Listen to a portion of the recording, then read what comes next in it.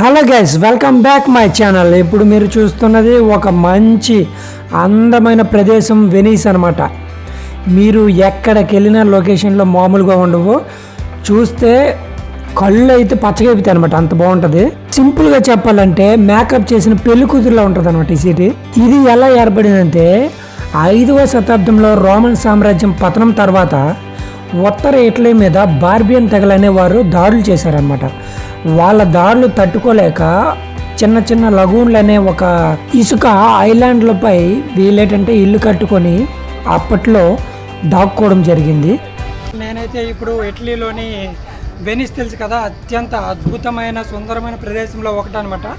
ఇక్కడ చూసుకున్నట్లయితే ఇది వెనిస్లోని మధ్య మధ్యలో అయితే కొన్ని ఐలాండ్స్ అయితే ఉంటాయి. ఒక్కొక్క ఐలాండ్కి 28 నిమిషాలు 48 నిమిషాలు అలాగైతే చాలా ఐలాండ్స్ అయితే ఇక్కడ ఉన్నాయి. మీరు చూసుకున్నట్లయితే ఇటువంటి ఐలాండ్స్కి అయితే మనమైతే వెళ్ళి చూపిస్తాను మీకు. ఇక్కడైతే లొకేషన్ అయితే చాలా చాలా బాగుంటుంది అనమాట. అలాగే చూస్తూనే ఉండండి, మంచి మంచి వీడియోస్ అయితే పెట్టడం జరుగుతుంది యూట్యూబ్లోను. దయచేసి వీడియో నచ్చినట్లయితే లైక్, షేర్, సబ్స్క్రైబ్ మాత్రం చేసుకోవడం మర్చిపోకండి.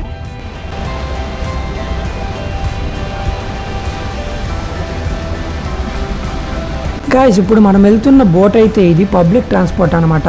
మీకు నార్మల్గా ఆర్టీసీ బస్సులు, ట్రైన్స్ లాగానే దీనికి ఒక టైమింగ్స్ ఉంటాయి. ఆ టైమింగ్స్ కూడా గూగుల్ మ్యాప్ ఓపెన్ చేసినట్లయితే మీరు వెళ్ళాల్సిన లొకేషను దీవు పేరు కొట్టినట్లయితే మీకు ఆ లొకేషన్కి ఎంత టైంకి ఉందో, ఏ స్టేషన్లో ఉందో కూడా చూపిస్తుంది బోటు. అలాగే మన ఇక్కడ ఇండియన్స్ అమ్మాయిలను చూసుకుంటే చాలామంది ఉంటారు ఇక్కడ. కేవలం ఇండియా నుండి ట్రిప్ కోసమనే వెనీస్ అయితే వచ్చారు చాలామంది. హిందీ వాళ్ళు, తెలుగు వాళ్ళు కూడా కలిశారు మాట్లాడడం వాళ్ళతోనే. చాలా చాలా బాగుంటుంది లొకేషన్ అయితే, మార్వెలస్, చాలా చాలా బాగుంటుంది. మీరు ఇప్పుడు చూస్తున్న ఐలాండ్ పేరు మురాన్ అనమాట.